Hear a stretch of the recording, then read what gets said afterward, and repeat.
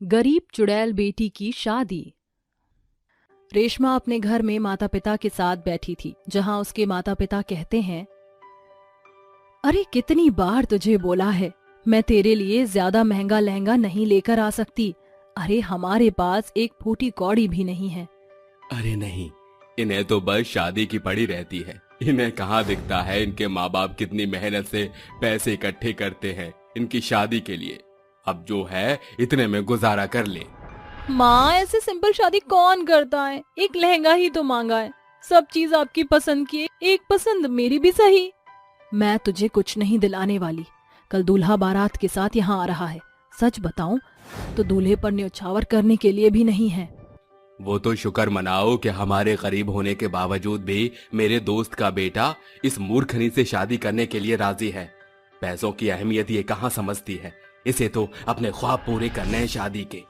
अगर आपने ऐसा किया तो मैं शादी बिल्कुल नहीं करूंगी, मर जाऊंगी मैं। ये सब होता हुआ शादी के जोड़े में एक चुड़ैल देख लेती है और कहती है, नहीं नहीं, मैं उस लड़की को ऐसे मरने नहीं दे सकती।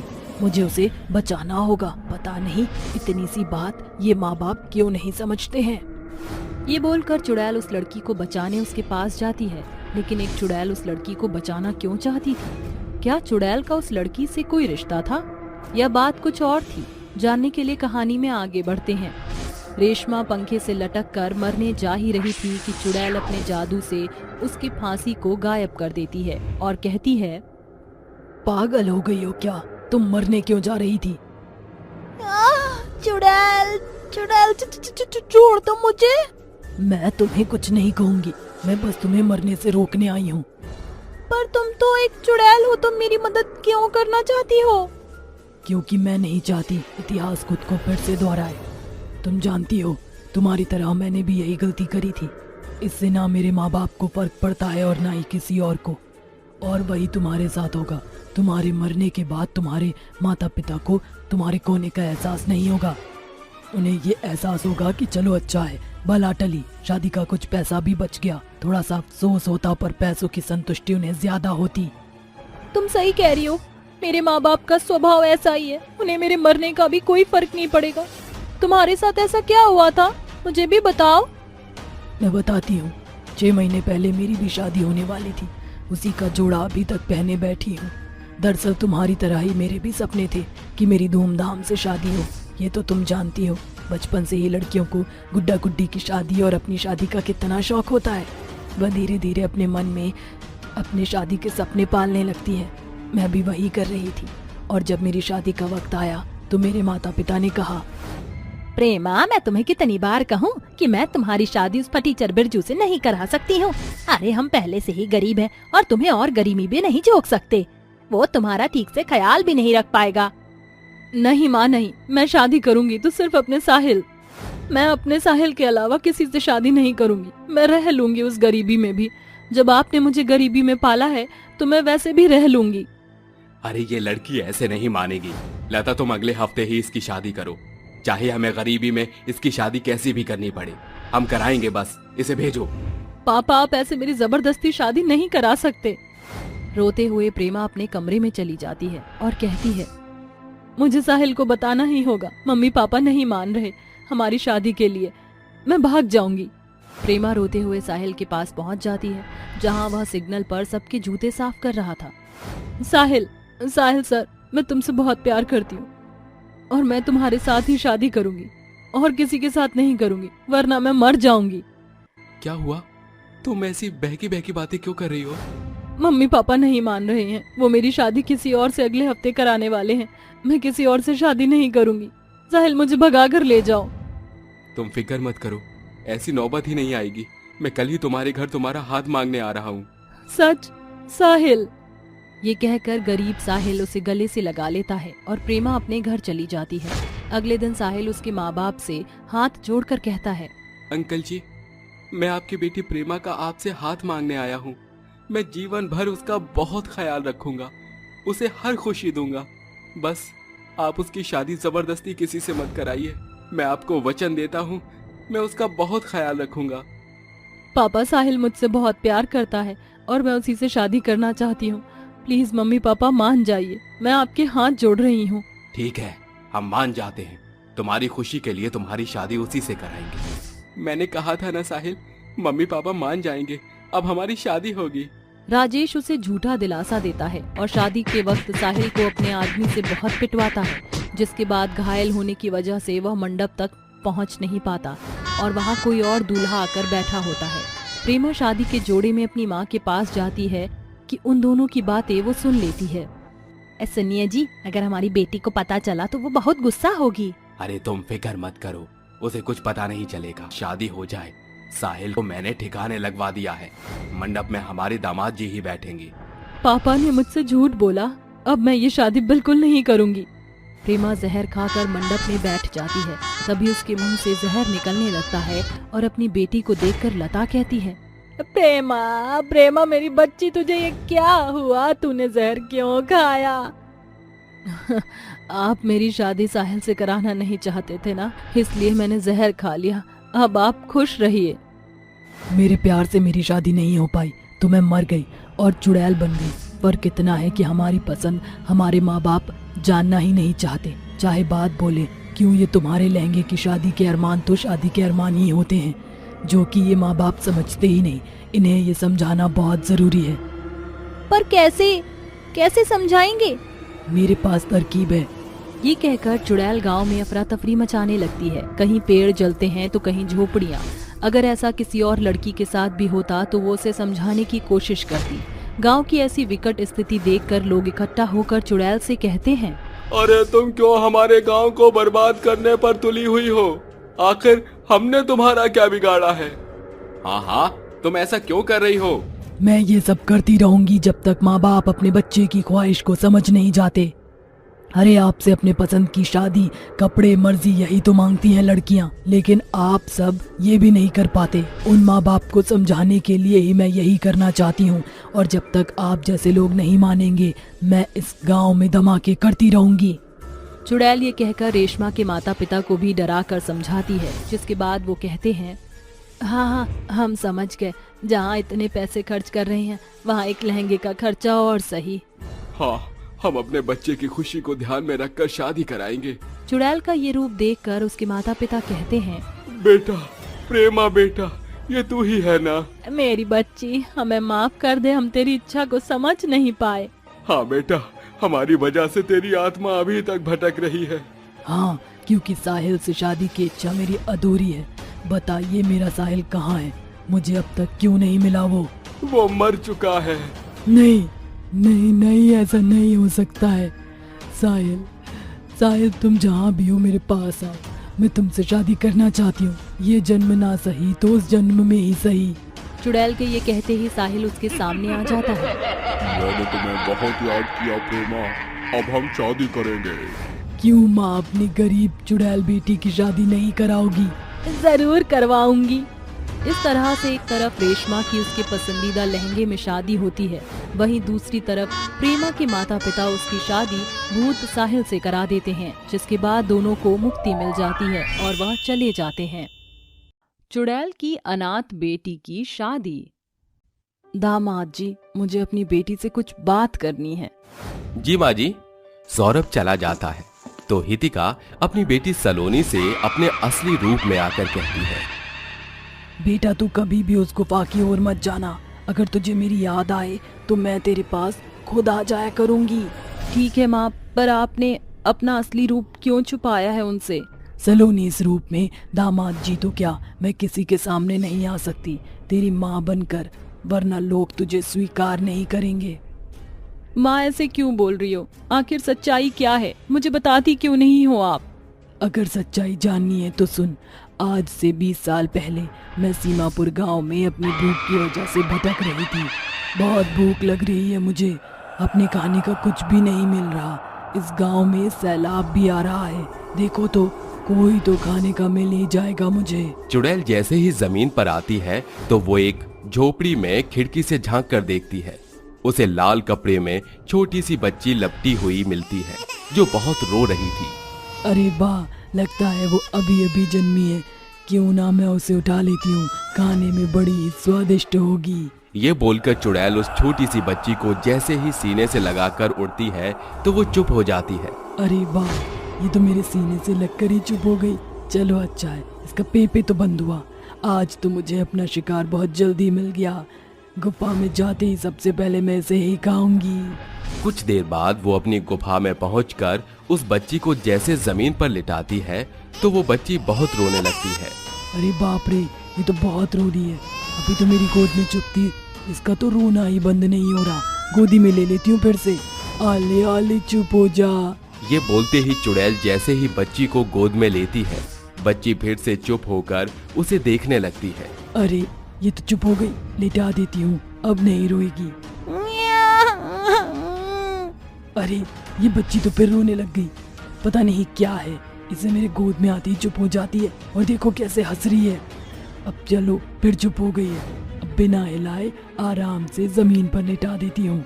चुड़ैल बड़ी शांति के साथ बच्ची को जमीन पर लिटाती है कि फिर रोने लगती है तो उसे गोद में उठाकर कहती है, अरे बाप रे बाप, इस छोटी सी बच्ची ने तो नाक में दम कर दिया।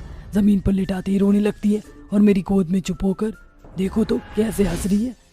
बेटा तुझे तो एक दिन कहा जाऊंगी मैं, अभी बहुत छोटी है ना, बाद में खाऊंगी, पहले इसकी दूध का इंतजाम कर देती हूँ।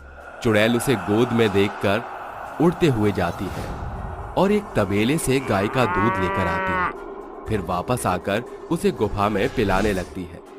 वक्त बीतता है, वो बच्ची 5 साल की हो जाती है।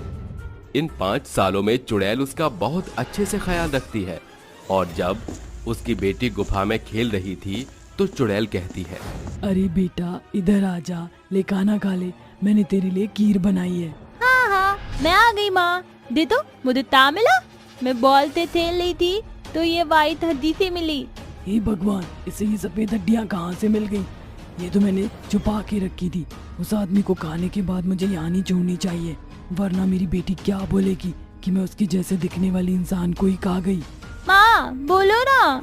अरे सलोनी बेटा, कोई जानवर आकर गुफा में हड्डी छोड़ गया होगा, तुम खाना खाओ, मैं इसे साफ कर देती हूँ। आज मैं अपनी बेटी से इतना प्यार करती हूँ कि उसे इन सब चीजों को बताने से भी कतराती हूँ, इसलिए मैंने इसे खाया भी नहीं। मैं ऐसे ही हमेशा इसका ख्याल रखूंगी। माँ दाओ, मैं खाना खा ली हूँ। आई बेटा। चुड़ैल जल्दी से साफ करके अपनी बेटी के पास जाती है और उसे अपने हाथ से खिलाती है। तो शाम को वो उसे खुद पढ़ाती भी है। वक्त बीतता है, अब सलोनी 20 साल की एक सुंदर लड़की थी। चुड़ैल खाना बना ही रही थी कि सलोनी आकर उसे गालों पर पुच्ची करते हुए कहती है, चलो चलो हटो माँ, आज खाना मैं बनाऊंगी। तू पागल हो गई है क्या? क्या करती है? पागल सी बड़ी हो गई है। आप कब तक काम करोगी? मेरे बचपन से आपने ही तो काम किया और आपने मुझे खाना बनाना सिखाया था, भूल गए? तो आज खाना मैं बनाऊंगी, मेरे हाथ का खाना खाना। ओफो, ये लड़की भी ना। माँ मैं खाना बना रही हूँ, जब तक आप घूम लो जंगल में। वैसे भी माँ इस गुफा में अब रहने का मन ही नहीं करता। मन करता है कि बाहर जंगलों में जाऊँ। मुझे ऐसा लगता है माँ वहाँ की दुनिया बहुत अच्छी है, पर आप कभी जाने ही नहीं देती। सलोनी बेटा, मैं तुझे वहाँ जाने भी नहीं दूंगी कभी। ये कहकर चुड़ैल गुफा से बाहर जाती है। इस बीच उसने अपनी बेटी को अपना मांस खाने वाला रूप नहीं दिखाया। तभी चुड़ैल को एक आदमी दिखता है। वो उसे खाने ही जाती है कि इतने में सलोनी की आवाज आती है, माँ आ जाओ, खाना तैयार है। नहीं नहीं, ये मैं क्या करने जा रही थी। माना कि वो सब खाकर पेट नहीं भरता, पर अब मुझे ये सब छोड़ना ही होगा, अपनी बेटी के लिए छोड़ना ही होगा। ये बोलकर चुड़ैल अपनी बेटी के पास जाती है और वो खाना उसके सामने रख कर अपने हाथ से चुड़ैल को खिलाती है। तभी उसकी आंखों में आंसू आ जाते हैं। अरे माँ आप इतना रो क्यों रही हो? खाने में बहुत मिर्ची डाल दी क्या मैंने? नहीं नहीं बेटा, ऐसा कुछ नहीं है। वो क्या है ना, तू पहले वो छोटी सी थी तो मैं तुझे अपने हाथ से खिलाया करती थी, और अब तू इतनी बड़ी हो गई है कि मुझे अपने हाथ से खिला रही है। सच में वक्त का पता ही नहीं चलता। ओहो मेरी प्यारी माँ, ऐसे तो सबके बच्चे बड़े होते, तो मैं भी होंगी ना माँ। चलो चुप हो जाओ अब। हाँ बेटा। अगले दिन सलोनी गुफा से बाहर निकलकर जंगल में सुंदर फूलों को तोड़ रही थी कि तभी 2-3 चुड़ैलें उस लड़की को देखकर कहती हैं, ये ताजा गोश्त कैसे घूम रहा है? इसे अभी तक खाया क्यों नहीं किसी ने? वही तो, इस जंगल में इतनी चुड़ैल है कि अब तक इसे कच्चा चबाकर कोई खा ही गया होता। और सबसे पास तो वो हितिका चुड़ैल रहती है, बच कैसे गई? अरे अब हम इसे अपना शिकार बनाते हैं, चलो। कहा जाओ, इस लड़की को पकड़ो। तीनों चुड़ैल उड़ते हुए सलोनी के पास आती ही है कि सलोनी उसे देखकर घबराकर गिर जाती है। गिरते ही उसके सिर पर चोट लग जाती है और जैसे तैसे वो भागकर अपनी माँ की गुफा में आ जाती है। तभी चुड़ैल कहती है, अरे बेटा, तेरे सर पर चोट कैसे लगी? किसने किया ये? माँ, वो तीन आपके जैसी आंटी हवा में उड़ रही थी और मेरी तरफ आ रही थी। क्या? हे भगवान, अब मैं क्या करूं? आज तक मैंने इसे छुपा कर रखा है। कहीं उन चुड़ैलों को इसका पता चल गया तो वो कहाँ जाएंगी? अब ये यहाँ सुरक्षित नहीं है। मुझे इसे आम लोगों की दुनिया में ले जाना ही होगा। और इतनी बड़ी तो हो ही गई है कि शादी भी करवानी ही पड़ेगी। माँ, आप मेरी कभी सवाल का जवाब नहीं देती। बताओ ना, मैं आपकी तरह क्यों नहीं दिखती और आप मेरी तरह क्यों नहीं दिखती हो? अब इसे कैसे बताऊं कि ये एक चुड़ैल की असली बेटी नहीं है? मैं तुझे बाद में बता दूंगी। फिलहाल अब हम दूसरी दुनिया में जाएंगे जहाँ तू जाना चाहती थी। और मैं जादू करूं, मैं तेरे जैसी बन सकती हूँ। ये कहते ही चुड़ैल एक इंसानी रूप लेकर अपनी बेटी को एक शहर में ले जाती है और उसी के साथ वहां रहने लगती है। कुछ वक्त के बाद वो सौरभ नाम के एक लड़के से उसकी शादी कर देती है। तो तुझे पता चल गया ना, मैंने तुझे क्यों इस दुनिया से अलग रखा था? तू मेरी तरह क्यों अलग दिखती थी? मैं चुड़ैल होकर इंसानी लोगों के सामने नहीं जा सकती, वरना कोई तुझे अपनाएगा नहीं। माँ, भले ही आप मेरी असली माँ ना सही, लेकिन आपने मुझे दिया असली माँ का प्यार ही है। वरना अब तक तो आपने मुझे खा लिया होता चाउमीन बनाकर। आई लव यू माँ। सासू माँ, क्या मैं अंदर आ जाऊं? आप मेरी दुल्हन को मेरे साथ भेजोगे या नहीं? बहुत देर से आप दोनों अंदर ही हो। हाँ बेटा, भेजती हूँ। जा सलोनी बेटा, अपने नए जीवन की शुरुआत कर। मैं तुझसे मिलने आती रहूंगी। ये कहकर चुड़ैल अपनी बेटी को विदा कर देती है और कुछ वक्त बाद उससे इंसानी रूप में मिलने भी जाती है। चुड़ैल और भूतिया कुत्ते की शादी। रात का समय था। चांद की रोशनी धरती पर पड़ रही थी। उस चांद की रोशनी में भयंकर चुड़ैल पीपल के पेड़ के नीचे बैठकर किसी का इंतजार कर रही थी। ओह, वो पता नहीं ये नालायक कहाँ रह गया। मैं कितनी देर से इसका इंतजार कर रही हूँ। भगवान जाने कब आएगा। मैंने तो सुना था कि लड़कियां लड़कों को वेट करवाती हैं, लेकिन यहाँ तो उल्टा ही है। ये कुत्ता मुझसे वेट करवाता है। वो चुड़ैल इतना बोल ही रही थी कि तभी वहाँ पर एक भूतिया कुत्ता दौड़ते हुए आता है। अरे मेरी जानू, मुझे माफ कर दो, गलती से आज मैं लेट हो गया। क्या तुम्हें पता नहीं कि लड़कियां वेट करवाती हैं लड़कों को, लड़के नहीं? अरे मेरी जानू, अब मान भी जाओ। मैं मानता हूँ मेरी गलती है, लेकिन मैं जल्दी अपने घर से नहीं निकल पा रहा था, इसलिए मुझे आने में देरी हो गई। गलती तुम्हारी नहीं, गलती हमारी है। काश हम लोगों ने उस दिन उस देवता का मजाक नहीं बनाया होता, तो शायद आज हम अपने असली रूप में होते। हम दोनों अपना जीवन कितना खुशहाल तरीके से व्यतीत कर रहे थे, लेकिन हमारी एक छोटी सी गलती ने हमारा सब कुछ बर्बाद कर दिया। सीलमपुर गांव में सुनीता और विवेक नाम के एक लड़का और एक लड़की रहते थे। वो दोनों आपस में एक दूसरे से बहुत प्रेम करते थे, लेकिन उन दोनों के प्यार के साथ साथ उन दोनों को खुद पर बहुत घमंड था, क्योंकि वह दोनों उस गांव में काफी सुंदर थे। यदि उन लोगों के पास कोई आता तो वह उसका मजाक बनाकर उन्हें भगा दिया करते। ऐसे ही एक बार की बात है, विवेक और सुनीता एक पार्क में बैठकर आपस में एक दूसरे से बात कर रहे थे। यार सुनीता, तुम जल्दी से अपने घर वालों को मना लो। उधर तुमने अपनी फैमिली को शादी के लिए राजी किया, इधर मैं अपने माँ बाप को तुम्हारे घर पर लेकर आ जाऊंगा। हाँ विवेक, मैं अभी घर जाऊंगी और अपने माँ बाबा को तुम्हारे बारे में सब कुछ बता दूंगी। जहाँ तक मैं जानती हूँ कि उन्होंने मेरी हर एक डिमांड पूरी करी है, तो शायद वो मेरी इस इच्छा को भी जरूर पूरा कर देंगे। वह दोनों आपस में बात कर ही रहे थे कि तभी वहाँ पर एक अजीब सा दिखने वाला आदमी आता है, जिसका चेहरा काले धब्बों से भरा हुआ था। उसके हाथ पैर में अजीबो गरीब तरह के दाने हो रखे थे। अजीब सा दिखने वाला आदमी उन दोनों के पास आता है और उससे बोलता है, बेटा बेटी, तुम दोनों की जिंदगी सफल रहे। मुझे कुछ खाने के लिए दे दो, मैंने कई दिनों से खाना नहीं खाया। विवेक, देख रहे हो, ये भद्दा सा दिखने वाला आदमी हम लोगों के पास आता और हमसे उम्मीद करता है कि हम इस घिनौने इंसान को पैसे देंगे। हाँ, तुम बिल्कुल सही बोल रही हो सुनीता। ये गंदा सा दिखने वाला आदमी को हम छूना भी पसंद नहीं करेंगे। हो भद्दे से दिखने वाले आदमी, सुन लिया तूने? अब चल निकल यहाँ से। तेरे लिए हम लोगों के पास कुछ भी नहीं है, समझा तू?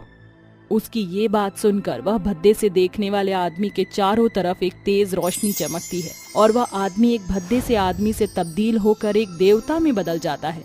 वो देवता उन दोनों को बोलते हैं, अरे मूर्ख इंसान, मैं तुम्हारी परीक्षा ले रहा था।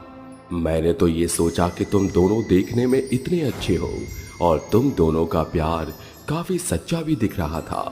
ये सोचकर मैं तुम्हारे पास तुम्हारी परीक्षा लेने आया। मैं एक भद्दे आदमी का रूप लेकर जानबूझकर तुम्हारे पास आया, ये देखने कि तुम इन गरीबों की कितनी देखभाल करते हो। लेकिन तुम लोगों ने अपने प्यार और अपनी सुंदरता पर घमंड करके खुद के पैर पर कुल्हाड़ी मार दी। तुम लोग किसी गरीब का पेट नहीं भर सकते, इसलिए मैं तुम्हें श्राप देता हूँ। ऐ लड़की, तू बहुत सुंदर है ना, इसलिए आज से बल्कि अभी से तू एक चुड़ैल बन जाएगी। और विवेक, तुम्हारी जबान कैंची के जैसी चलती है, इसलिए तुम एक कुत्ता बन जाओगे। तथास्तु। इतना बोलकर वह देवता अपने हाथों से एक जादू करते हैं और उस जादू से सुनीता एक चुड़ैल में तब्दील हो जाती है और विवेक एक भूतिया कुत्ते में तब्दील हो जाता है। खुद को इस तरह की हालत में देख चुड़ैल और कुत्ता दोनों ही उस देवता के पैरों में गिर जाते हैं और रोते हुए बोलते हैं, हमें माफ कर दीजिए, हमें नहीं पता था कि आप हमारी परीक्षा ले रहे हैं। हम ये भी नहीं जानते थे कि आप एक देवता हैं। हमसे बहुत बड़ी गलती हो गई। अब हम कभी ऐसा कुछ भी नहीं करेंगे जिससे गरीब लोगों को ठेस पहुंचे और नुकसान पहुंचे। हाँ, हमें माफ कर दीजिए, हम आपके पैर पकड़ रहे हैं, प्लीज। उन दोनों को रोता और गिड़गिड़ाता हुआ देख वह सिद्ध देवता उनसे बोलता है, ठीक है, मैं तुम्हें माफ करता हूँ, लेकिन मैं अपना श्राप वापस तो नहीं ले सकता। परंतु हाँ, यदि तुम अपने परिवार वालों के सामने अपने इस भूतिया वेश में जाओगे तो वो तुम्हें घर से निकाल देंगे, जिसके बाद तुम दोनों को अपने परिवार वालों को मनाना है। और जब वो तुम्हारी शादी करवाएंगे तब तुम इस श्राप से मुक्त हो जाओगे। इतना कहकर वह देवता वहां से गायब हो जाता है। मैं वह दिन कभी नहीं भूल सकती। खैर, जो हुआ उसको हम बदल तो नहीं सकते। चलो चलकर अब हम अपने अपने घर में चले जाते हैं। इतना कहकर भूतिया कुत्ता और चुड़ैल दोनों ही अपने अपने घर में जाकर एक दूसरे के बारे में बता देते हैं। जब यह बात उनके घर वालों को पता चलती है कि एक चुड़ैल और एक भूतिया कुत्ता आपस में एक दूसरे से प्यार करते हैं तो वह उन्हें घर से निकाल देते हैं। जिसके बाद दोनों ही रोते हुए एक दूसरे के पास आते हैं और एक दूसरे को बोलते हैं, हमारे पेरेंट्स नहीं माने, लगता है हम लोगों को अपना पूरा जीवन इसी तरह व्यतीत करना होगा। तुम बिल्कुल सही बोल रही हो सुनीता, मुझे भी ऐसा ही कुछ लग रहा है। उन दोनों को बात करते हुए उन दोनों के पेरेंट्स देख लेते हैं, जिसमें से भूतिया कुत्ते की माँ उस कुत्ते से बोलती है, बेटा तुम कौन हो और तुम दोनों का क्या कनेक्शन है? मैं मानती हूँ कि तुम दोनों एक दूसरे से प्यार करते हो, एक पल को शायद हम तुम्हारी शादी भी करवा दें, लेकिन ये सोचकर हम तुम्हारी शादी नहीं करवा रहे क्योंकि तुम एक कुत्ते हो और वो एक चुड़ैल है। एक भूतिया कुत्ते और एक चुड़ैल की शादी कैसे संभव हो सकती है? उसकी ये बात सुनकर चुड़ैल और भूतिया कुत्ते उन सभी को अपना सारा सच बता देते हैं। ये सब सुनकर चुड़ैल के माँ बाबा और भूतिया कुत्ते के माँ बाप उन दोनों के माता पिता उन दोनों को गले लगाकर फूट फूट कर रोने लगते हैं। जिसके बाद हाथ जोड़कर विनती करते हुए चुड़ैल बोलती है, हम लोगों की शादी करवा दीजिए। यदि हम लोग एक हो गए तो हम लोग इस श्राप से मुक्त हो जाएंगे। मैं आप लोगों के आगे हाथ जोड़ती हूँ। हाँ मेरे बच्चे, हम लोग तुम्हारी शादी जरूर करवाएंगे और तुम इस श्राप से जरूर मुक्त हो जाओगे। इतना कहकर भूतिया कुत्ते और चुड़ैल के माता पिता दोनों ही एक दूसरे की शादी आपस में करवा देते हैं। और जैसे ही वह भूतिया कुत्ता और चुड़ैल के साथ फेरे पूरे होते हैं, वैसे ही दोनों फिर से एक इंसानी रूप में आ जाते हैं। जिसके बाद वह खुशी से अपना जीवन व्यतीत करने लगते हैं। शिखा सैकड़ों सपने लिए आज अपने दुल्हन के जोड़े में बैठी तैयार हो रही थी। चारों ओर उसकी शादी की शहनाई बज रही थी। तभी शिखा की माँ उसकी नजर उतार कर कहती है, आज मेरी बेटी इतनी प्यारी लग रही है कि क्या बताऊं, कहीं मेरी नजर न लग जाए तुझे। अरे माँ, कभी माँ की नजर बेटी को लगती है? आज तू जिंदगी नए सिरे से शुरू करेगी, भगवान तुझ पर अपनी कृपा बरसाए रखे। अच्छा, मैं नीचे काम देख रही हूँ, तो ख्याल रख। ये बोलते ही कुसुम चली जाती है और तेज आंधी चलने लगती है। शिखा के कमरे की खिड़की बार बार बजने लगती है। कमरे की लाइट खराब होने लगती है। तभी डरी हुई शिखा कहती है, आखिर ये क्या हो रहा है? मौसम इतना कैसे बिगड़ गया? अब वो बारात लेकर कैसे आएंगे? लगता है मेरी शादी में आज बारिश होकर ही रहेगी। शिखा, शिखा, मैं आ गया, तुम्हारा प्यार आ गया। ये डरावनी आवाज कहाँ से आ रही है? कौन है यहाँ? तुम्हारा प्यार लौट आया है शिखा, तुम्हारा युवराज। जैसे ही वो आधा जला हुआ चेहरा, भूत वाला चेहरा दिखाई देता है, शिखा के सामने आता है तो शिखा बेहद डर जाती है और अपनी आंखों पर हाथ रखकर कहती है, युवराज तुम चले जाओ यहाँ से, मुझे तुमसे डर लग रहा है। आज मेरी शादी है और मैं कुछ गड़बड़ नहीं चाहती। शिखा, मैं तुम्हारे बिना नहीं रह सकता। तुम मुझे देखकर ऐसे मत करो, मैं तुम्हें अपने साथ ले जाने आया हूँ। तुम सिर्फ मेरी हो, आज हम दोनों शादी करेंगे। वो डरावना भूत शिखा का हाथ पकड़कर उसे दरवाजे की ओर ले जाता है और शिखा हाथ छुड़ाकर कहती है, तुम पागल हो गए हो? होश में तो हो युवराज, तुम्हारी मेरी शादी नहीं हो सकती। तुम भूत हो और मैंने तुमसे कभी प्यार ही नहीं किया, तो किस बात की शादी? कोई बात नहीं, तुम नहीं कर सकती तो एक भूत तो अपने प्यार से शादी कर सकता है ना। चलो आप। देखो तुम यहाँ से चले जाओ, मेरी बारात आने वाली है, जाओ यहाँ से। अच्छा, तो तुम्हारी बारात आने वाली है। ना रहेगा दूल्हा, ना बजेगी शहनाई। ये बोलकर भूत उसके दूल्हे को ढूंढता हुआ उसी रेलगाड़ी में पहुंच जाता है जिसमें सभी बाराती आ रहे थे। रेलगाड़ी कई तरह के फूलों से सजी थी और अंदर सभी बाराती ढोल नगाड़े पर नाच रहे थे और दूल्हा सेहरा लगाए बैठा हुआ था।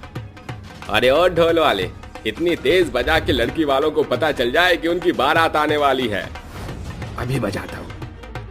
आज मैं अपने दोस्त के लिए गाना भी गाना चाहूंगा। ओ तेनू घोड़ी किन्ने चढ़ाया भूतनी के, तेनू दूल्हा किन्ने बनाया भूतनी के, भूतनी के ओ भूतनी के, तेनू घोड़ी किन्ने चढ़ाया भूतनी के। अरे ये तो मेरे लिए गाना बजा रहा है, मुझे नाचना चाहिए। ओ मैनू घोड़ी किन्ने चढ़ाया भूतनी के, ओ मेरू दूल्हा मैंने बनाया भूतनी के। ये कहते ही वो भूत नाचने लगता है, तभी रुक कर कहता है, अरे नहीं नहीं, ये मैं क्या कर रहा हूँ? मुझे उस दूल्हे को मारकर उस जगह बैठना है और अपनी शिखा के पास जाना है। अब ये बारात भूत की बारात होगी जिसमें सब लोग नाच कर जाएंगे। ये बोलते ही वो भूत उसके शरीर में घुस जाता है, फिर उसे ट्रेन के टॉयलेट में ले जाकर मार देता है और खुद उसकी जगह आकर बैठ जाता है। अब ये सहरा ही मुझे दूल्हा बनाकर मेरी शिखा तक पहुंचाएगा। मैं बारात लेकर तुम्हारे पास आ रहा हूँ मेरी शिखा। अरे भाई, तो भी शादी का लड्डू खाने वाला है, अपनी खुशी तो जाहिर कर। सच बताऊं तो मैं शिखा से शादी करके उसे सारी खुशी दूंगा जो मैं उसे पहले नहीं दे पाया। पहले कब? तू तो कभी भाभी से मिला ही नहीं। मेरा मतलब है वक्त ही नहीं मिला, तो अब शादी के बाद उसे सारी खुशियां दूंगा और इसीलिए मैं गाना चाहता हूँ। काजल की स्याही से लिखी है तूने न जाने कितनी लव स्टोरियाँ, केसरिया तेरा इश्क है पिया, रंग जाऊं जो मैं हाथ लगाऊं। अरे वाह वाह वाह। कुछ ही देर में नाचते गाते हुए ट्रेन अपने स्टेशन पर उतरती है और वो भूत समीर बनकर घोड़ी चढ़ जाता है, जहां सभी बाराती नाचते हुए दुल्हन के घर तक पहुंच जाते हैं और भूत गाता है, अरे पीछे बाराती आगे बैंड बाजा, आए दूल्हे राजा गोरी खोल दरवाजा। तभी गौरी नाम की उसकी सास दरवाजा खोलती है तो भूत कहता है, अरे मैंने अपनी सोना जानू को बुलाया था, पर यहाँ तो सासू माँ ही आ गई। कोई नहीं, पहले इनसे निपट लेते हैं। अंदर आ जाओ बेटा, मैं तुम्हारी आरती उतारूं।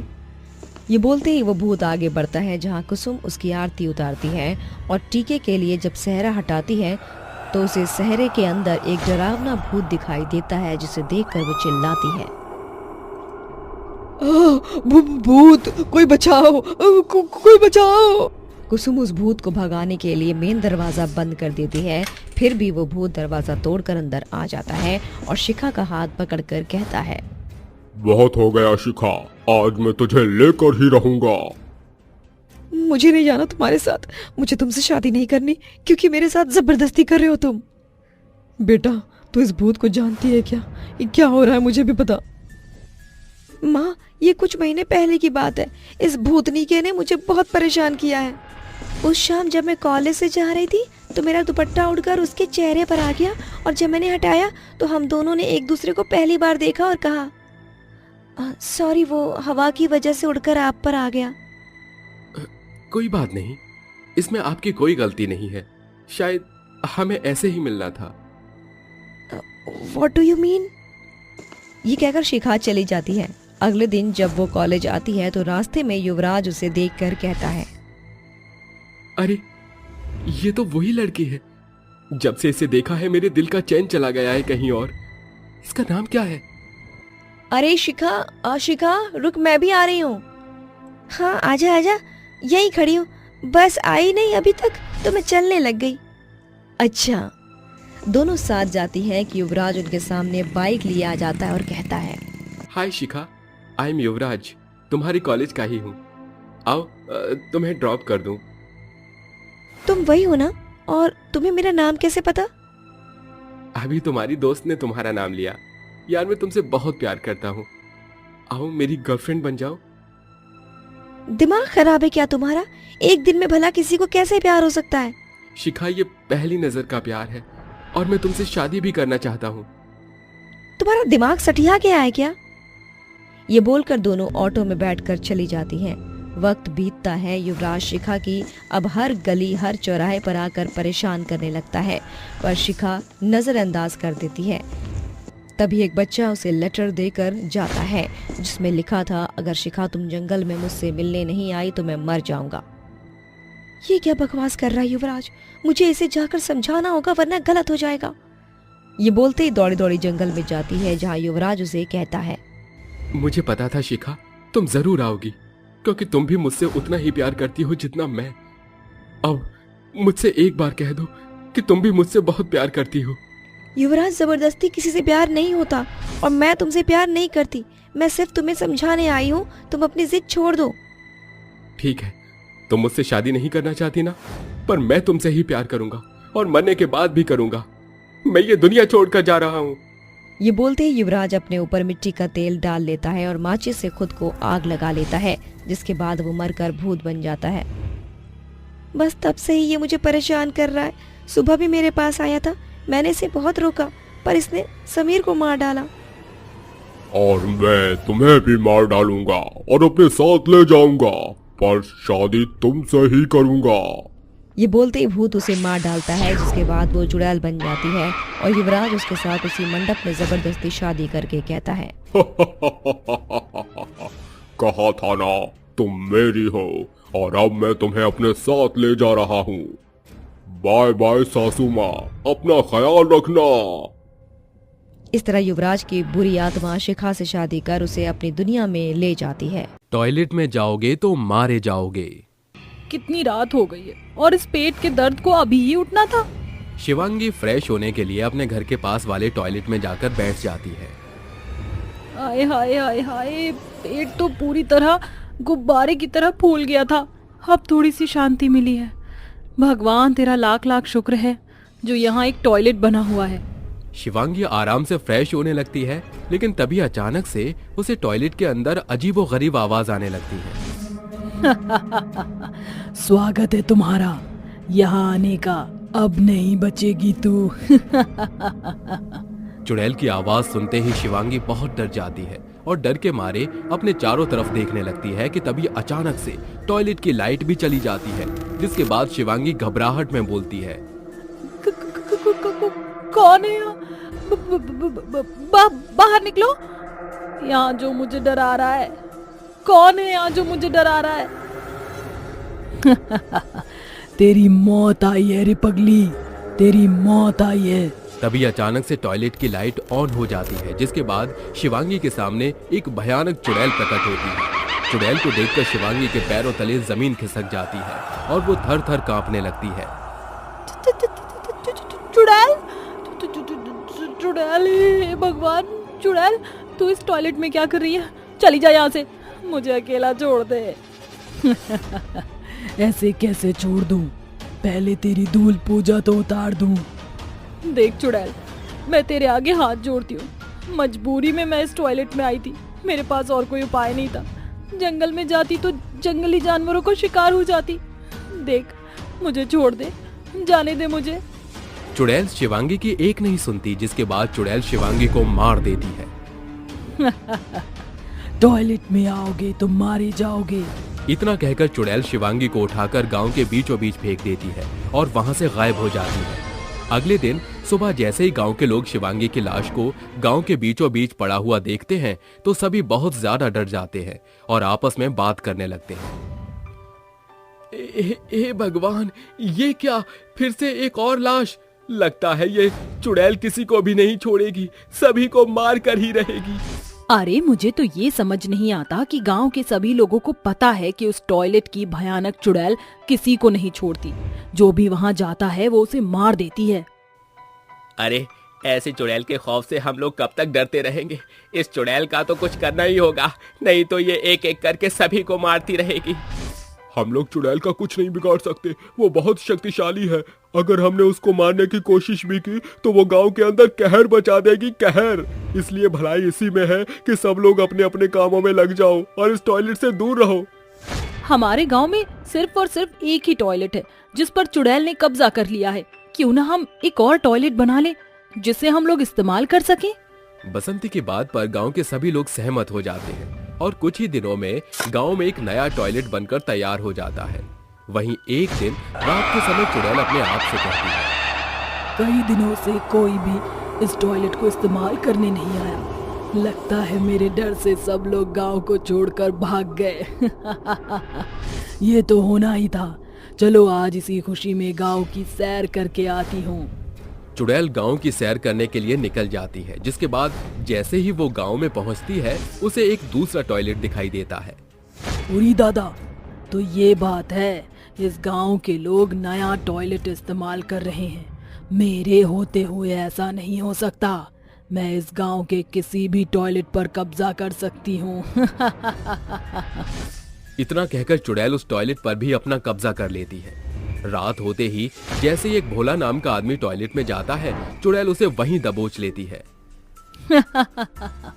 बहुत ही तेज बन रहे हो गांव वालों। तुम्हें क्या लगा था नया टॉयलेट बनाओगे तो मुझे पता नहीं चलेगा? मैं किसी भी टॉयलेट पर कब्जा कर सकती हूँ। अरे चुड़ैल, छोड़ दे मुझे। अरे छोड़ दे, मैंने तेरा क्या बिगाड़ा है? तू मेरे पीछे क्यों पड़ी है? मैं तेरे आगे हाथ जोड़ता हूँ। देख, मेरी बीवी बच्चे भी हैं। अगर मैं मर गया तो उन्हें कौन पालेगा? किसी ने मेरे बारे में सोचा था क्या कि अगर मैं मर गई तो मेरे परिवार को कौन देखेगा? चुड़ैल भोला को मारने वाली होती है, लेकिन भोला जोर जोर से चिल्लाने लगता है, अरे गांव वालों, मेरी मदद करो। अरे मेरी मदद करो, ये चुड़ैल मुझे नहीं छोड़ेगी। अरे गांव वालों, जल्दी से आ जाओ, कोई मेरी मदद करो। भोला की आवाज सुनने के बाद गांव के सभी लोग जाग जाते हैं और इकट्ठा होकर नई वाली टॉयलेट पर पहुंच जाते हैं। अरे आवाज तो इसी टॉयलेट के अंदर से आ रही थी। लगता है कोई इस टॉयलेट के अंदर है। जाओ देवानंद भैया, जरा टॉयलेट का दरवाजा तो खोलो। जैसे ही देवानंद टॉयलेट का दरवाजा खोलता है, उसके अंदर से भोला की लाश निकलकर बाहर आती है, जिसके साथ साथ टॉयलेट के अंदर से एक बहुत ही भयानक चुड़ैल भी निकलती है। टॉयलेट में आओगे तो मारे जाओगे। गांव वालों, तुम्हें क्या लगा कि तुम नया टॉयलेट बना लोगे तो मैं तुम लोगों का पीछा छोड़ दूंगी? मैं किसी को नहीं छोड़ूंगी। जो भी टॉयलेट का इस्तेमाल करने आएगा मैं उन सभी को मार दूंगी। लेकिन चुड़ैल, आखिर तू हम गांव वालों के साथ ऐसा क्यों कर रही है? हम गांव वालों ने तेरा क्या बिगाड़ा है जिसकी तू हमें सजा दे रही है? मेरी मौत की सजा। मैं तुम लोगों को अपनी मौत की सजा और अपनी माँ से बिछड़ने की सजा दे रही हूँ, क्योंकि किसी ने भी मेरी मदद नहीं की। उस रात जब मैं टॉयलेट में जाने के लिए अपने घर से निकली थी तो रात के समय 2 गुंडे मेरे पीछे पड़ गए थे। अरे कहाँ जा रही है? जरा यहाँ तो आ। अरे पूरी रसमलाई है, चल इसे पकड़ते हैं। आज का मामला तो फिट हो गया। वो दोनों नशे की हालत में थे और अचानक से मेरा पीछा करने लगे। मैं उनसे अपनी जान बचाकर भागने लगी, लेकिन उन्होंने मुझे पकड़ लिया। तभी मुझे पास में पड़ी हुई एक लकड़ी दिखाई दी, जिसे उठाकर मैंने उन दोनों को मार दिया और अपनी जान बचाकर वहां से भाग गई। भागते भागते मैं टॉयलेट में आकर छुपने लगी, लेकिन जैसे ही मैंने दरवाजा बंद करने की कोशिश की, उन दोनों ने दरवाजा बंद करने से पहले ही खोल दिया। अरे तेरी इतनी हिम्मत, तू हमसे बचकर भागेगी? इसने मुझे डंडे से मारा, इसे तो मैं नहीं छोड़ूंगा। छोड़ दो, जाने दो मुझे। मैंने तुम्हारा क्या बिगाड़ा है? मैं तुम्हारे आगे हाथ जोड़ती हूँ। क्या मैं तुम्हारी बहन या बेटी जैसी नहीं हूँ? तुम मेरे साथ इतना अत्याचार क्यों कर रहे हो? हाँ, तूने हमारे ऊपर हाथ छोड़कर अच्छा नहीं किया, इसकी तो भरपाई तुझे करनी ही पड़ेगी। उन्होंने मेरे गले से मेरी चुन्नी खींचकर मेरा गला घोट दिया। मैं मदद की पुकार करने की बहुत कोशिश कर रही थी, लेकिन गला घुटने की वजह से मेरी आवाज नहीं निकल पाई। उन्होंने मुझे वहीं मारकर टॉयलेट में बंद कर दिया। तुम्हारे साथ जो हुआ वो बहुत गलत हुआ, लेकिन इसमें हमारा तो कोई कसूर नहीं। हम लोगों को तुम क्यों मार रही हो? हमें छोड़ दो और यहाँ से मुक्त होकर चली जाओ, इसी में सबकी भलाई है। नहीं जाऊंगी, कहीं नहीं जाऊंगी। मैं इस गांव के हर एक आदमी को मार दूंगी। जो भी इस टॉयलेट में आएगा मैं उसको मार दूंगी। चुड़ैल ऐसा कह ही रही होती है कि इतने में एक बूढ़ी औरत हाथ में छड़ी लिए वहां पहुंच जाती है, जो चुड़ैल की माँ होती है। बेटी, ये तुम क्या कर रही हो? माँ, तुम ठीक तो हो ना माँ? इतने दिनों बाद देख रही हूँ माँ मैं तुम्हें। बेटी, मैं बिल्कुल ठीक हूँ। तेरे मरने के बाद इन गांव वालों ने मेरा बहुत अच्छे से ख्याल रखा, लेकिन तू इनके साथ अच्छा नहीं कर रही है। देख बेटी, मैं तेरे आगे हाथ जोड़ती हूँ, इन्हें छोड़ दे। जिन्होंने तेरे साथ गलत किया हम उन्हें सजा जरूर दिलाएंगे, लेकिन मेरी बेटी तू शांति से यहाँ से मुक्त हो जा। अपनी बूढ़ी माँ की बात मान ले। अपनी बूढ़ी माँ की बात सुनते ही चुड़ैल की आंखों में आंसू आ जाते हैं, जिसके बाद वो वहां से गायब हो जाती है। गांव वाले किसी तरह उन दोनों गुंडों को ढूंढते हैं और उन्हें जेल की सलाखों के पीछे भेज देते हैं, जिसके बाद चुड़ैल की आत्मा को अपने आप शांति मिल जाती है और वो गांव को छोड़कर हमेशा हमेशा के लिए चली जाती है।